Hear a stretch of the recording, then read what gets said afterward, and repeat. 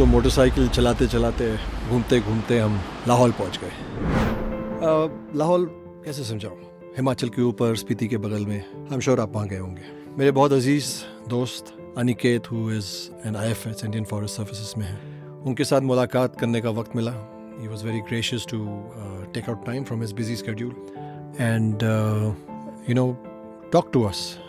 मुझे हमेशा रुचि रहती है कि हमारा देश, हमारे पहाड़, हमारी नदियाँ, हमारे ग्लेशियर क्या इकोसिस्टम बना रहे हैं हमारे लिए, और उसकी हम कैसे हिफाजत रख सकते हैं। लेकिन उससे पहले हमें इसे समझना होगा। सो इसी क्वेश्चन में I am just looking forward to meeting him and talking to him and listening to him. ये इंडिया में स्पेशली हाई ऑल्टीट्यूड में क्या काम चल रहा है, फ्लोरा फौना, हमारे देश की जो बायोडाइवर्सिटी उसके बारे में बात करें, क्या सॉल्यूशंस हैं, क्या प्रॉब्लम्स हैं। So I thought you are the best person for this chat. I'm Aniket Vanve. I am Indian Forest Service 2020 batch officer. Lahaul is both Trans-Himalayas, Great Himalayas, Peet Panjal, ये सारा जो ranges के बीच में बसी हुई एक it's a small region, one of the largest regions of India.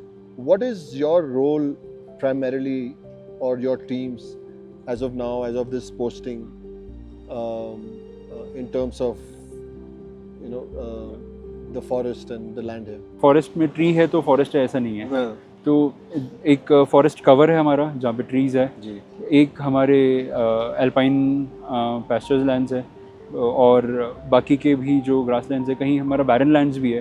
तो those are also important ecosystem. We have to understand what fauna we have here. तो अलग सेंसेस एक्सरसाइज करना, कैमरा ट्रैपिंग करना, पूरे इकोसिस्टम में कहाँ कहाँ पर कौन सी वाइल्ड लाइफ है वो हमें मैप करना। जैसे डिपार्टमेंट का मेन हमारा फील्ड का पेट्रोलिंग रहता है। फिर साथ ही साथ अगर हम अभी विंटर में जहाँ पर हमको किसी भी तरह का जैसे डाउट रहता है कि कोई गलत हरकत हो सकता है, तो हम कैमरा ट्रैपिंग करते हैं। फौना के लिए Lahaul and Spiti both are a very rich habitat. We have wolves, over 200 species of birds, brown bears, snow leopards, and Himalayan ibex, Himalayan tars. Birds was a surprise for me. Like again, to spot them you have to spend time. Yeah. It's a rich habitat. It's just that there has to be somebody as passionate as you to come and see and explore that. Second job is then to sensitize people. So people have their rights here. तो ऐसे नहीं बोल सकता कि कल को कोई जंगल में जाएगा ही नहीं, लकड़ी निकालेगा ही नहीं। तो वहाँ पे people will go and over harvest things. So we have to look into the longer perspective कि वहाँ से वो जो plants extract कर रहे हैं, over harvest हो रहा है, वो कहीं ख़त्म ना हो जाए। There is a system. There is a system. It's not that there is a complete ban on anything. Our main aim is towards conservation. कि जो asset हमारी है, जो natural asset है इस देश की, वो कहीं खतरे में ना आ जाए। एक कॉन्सेप्ट था जॉइंट फॉरेस्ट मैनेजमेंट कमिटीज़ का। तो जैसे बाकी जगह पे वो इंड्यूस करना पड़ता है, यहाँ पे वो automatically people are involve with that. उनकी जो सोशल प्रैक्टिसेस है उसी में चीज़ है। अगर किसी ने किया तो वो सोशल बॉयकॉट हो गया या उसको पनिश करना, उनकी अपनी प्रैक्टिसेस है कि फॉरेस्ट में कुछ नहीं करना है क्योंकि जंगल ही अपनी धरोहर है।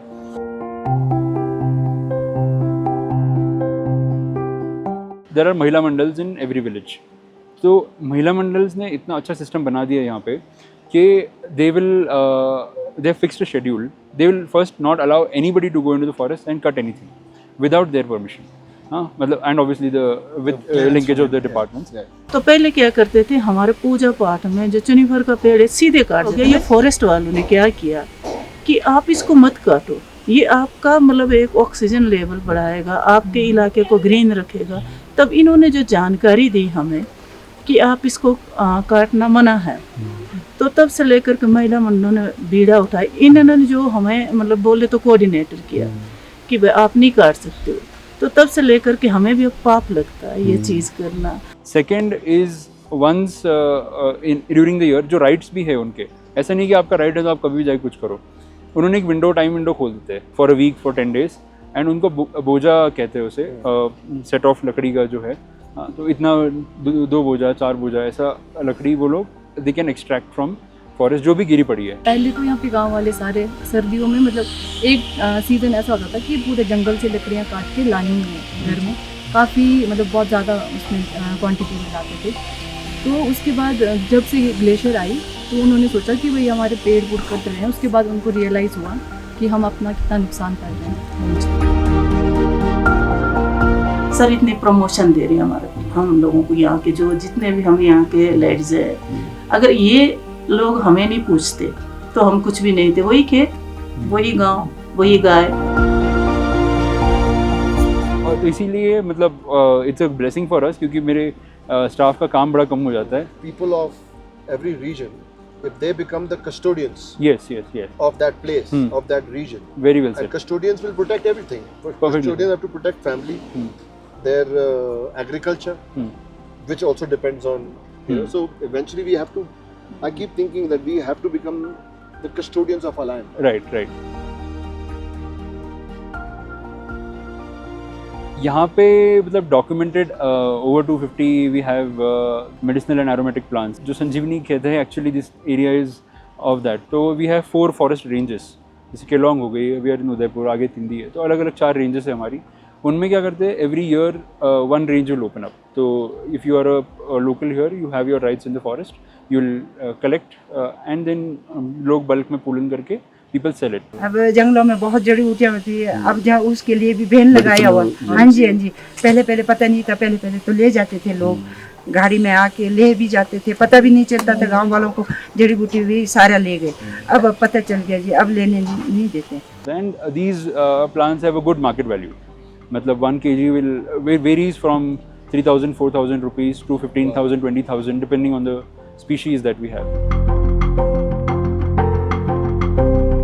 I had to ask you one question, Nikit भाई, कि ये जो nomads हैं, ये जो grazing के लिए निकलते हैं, from winter and they come to the pastures in lower terrain and lower altitude, तो ये इनका जो distance है कितना होता होगा, So या basically, कितना वक्त लगता होगा इनको? हाँ, बेसिकली ये जो आते हैं देर आर फ्यू एरियाज, जैसे लार्जर सेक्शन जहाँ पे हम उदयपुर में है, तो वो गुडू Miyar, Tindi and around, they come from Chamba side.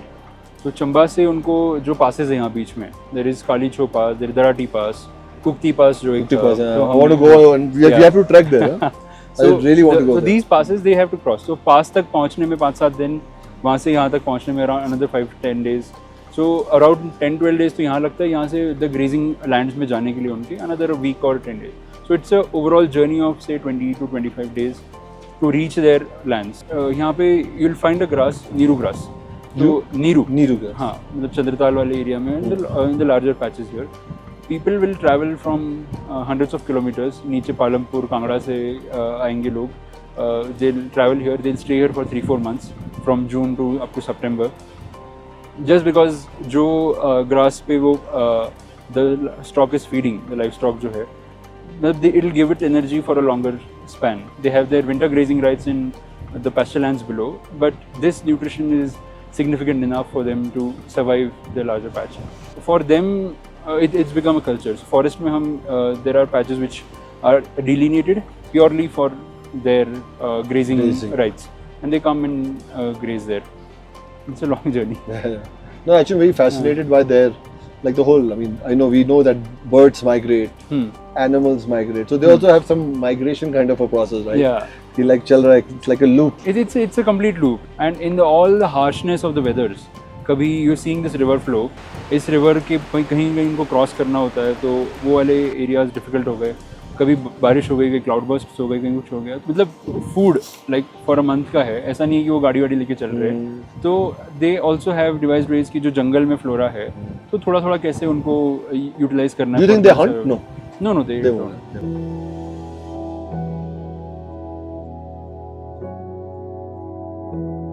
क्या होता है कि इट्स अ डेवलपमेंट का एज है पूरा, रोड्स बनने हैं, घर बनने हैं या खेत बनने हैं, That can't stop. हाँ, that can't stop, and but that can't be at the cost of forests. But that should not create a disbalance. हाँ. So to create the So- balance is where you Yes. step in. Yes, कि वहाँ पे कहीं incidents ऐसे ना हो कि जिसमें वाइल्ड लाइफ को खतरा हो। देर आर पोचिंग इंसिडेंट्स, कहीं कोई पॉइजनिंग कर रहा है वाटर पॉन्ड्स में, कहीं कोई और भी चीज़ें होती रहती, तो that should not happen. So our field staff is always on alert कि जाना, हैव देयर इंटेलिजेंस नेटवर्क्स कि कहीं कुछ ऐसे इंसिडेंट्स ना हो। सभी को पता है कि अगर कोई जानवर घायल मिलता है तो किसको बताना है, तो जब भी इस तरह की कोई, जैसे हमको किसी तरह का कोई कॉल आता है तो हम तुरंत अपने डिपार्टमेंट को इंटीमेट करते हैं और एक टीम बना कर निकल जाते हैं। मेनली अभी हमारे पास कुछ रेस्क्यू के केसेस आ जाते हैं, तो मेनली उसमें आईबेक्स रहता है, क्योंकि कभी विंटर में कहीं घायल मिलता है, कहीं पहाड़ी से गिर जाता है, उस तरह का। फिर पीछे हमने एक हिमालयन ग्रिफन को भी रेस्क्यू किया था और 7-8 दिन बाद रिलीज़ किया था।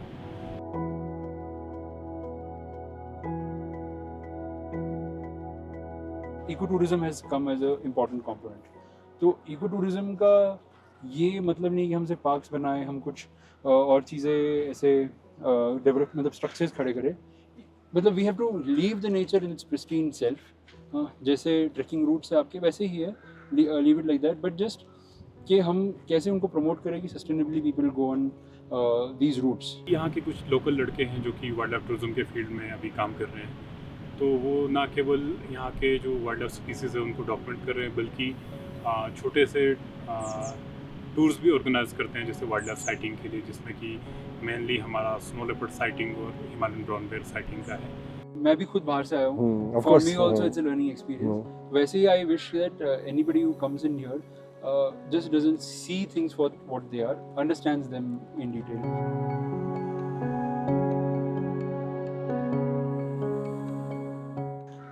I'm sure आपको challenges बहुत आते होंगे. So I just want to understand from you what are the immediate challenges that you are facing, and what are the challenges you think the future holds for us? The challenges that we face as a department is mainly about the topography here. A forest guard is in charge of a forest beat and vast expanse he has to manage, and आपने देखा होगा कि harsh climates, harsh terrains, तो वहाँ पे जाके conservation work करना या over afforestation या whatever works he has to do, it's a very difficult job to do. Illicit elements are there around, will go and destroy something, so उनको भी check रखना इस area में without fearing for their lives. जैसे field में आप जाओगे तो आपको शूटिंग स्टोन का डर है, आइस भी गिरता है और एवलांच भी आ सकता है, तो इस तरह के चैलेंजेस तो रहते हैं। विंटर में तो मेनली यहाँ पर 4 से 5 फीट बर्फ़ गिर जाती है ओवरऑल, तो कभी एक साथ कभी बर्फ़ पड़ेगी तो 2-2.5 फीट बर्फ़ पड़ जाती है, तो इसमें पेट्रोलिंग करना तो ज़्यादा इजी नहीं रहता हमारे लिए। I feel proud of my team कि they work in such terrains and climates कि and do whatever is necessary.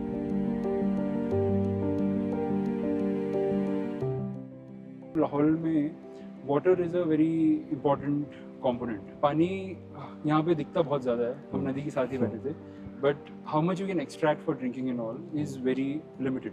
Traditionally people really used to have kuhls, people have their practices जिसमें वो करते थे, but with the glaciers receding behind you don't have कि water recharge zones जो आपकी वो problematic में हो रहे हैं। तो our work becomes important in that sense कि हम इस रिचार्ज जोन्स को प्रोटेक्ट करें। आप लाहौल में देखोगे there are willow species, there are poplar species which are dying. Why are they dying? Because कई पेस्ट इन्फेस्टेशंस हो रहे हैं। ऑब्वियसली जेनेटिक स्टॉक का भी कुछ इशूज है, but a larger role is played by pests. Why are the pests on the rise? The temperatures are on the rise. The willow is a tree which needs water. आपका जहाँ पे लोगों ने पहले जहाँ पेड़ लगाया वहाँ पानी था, आज वहाँ पानी नहीं है। सेकेंड इज कि क्या पेड़ लगाना है, उसको कैसे लगाना है। लार्ज एरिया, हम प्लांटेशंस के लिए हमारे पास एरिया काफ़ी है, बट हम लगा नहीं पा रहे। क्यों नहीं लगा पा रहे? क्योंकि वहाँ पानी की समस्या हो रही है। Leave the forest to itself and it will revive. But कहीं कहीं कोई एरियाज़ है जहाँ पे डिग्रेडेड है, जहाँ पे प्लांटेशन करके we can stabilise the slopes, we can actually afforest the areas, तो वहाँ पे दे आर रियली प्रोएक्टिव। मतलब ऐसा होता है कि कभी कभी people come to me public participation में, दे वांट प्लांट्स। कभी कभी ऐसा होता है कि हमारे पास स्टॉक कम ज़्यादा ना हो जाए, ऐसा ये रहता है। तो they are very proactive here कि हमें फॉरेस्ट अफॉरेस्ट करना है, तो that is their initiative. Our developmental practices are changing, the climate is changing, the wild life, the flora are all trying to adapt to the situation. Obviously, we'll come out with solutions, but that is something we have to adapt now to this changing circumstances. I think you're right. This is a better terminology, I guess. I think more than adaptation is, adaptation with a vision for the future. Yes, yes.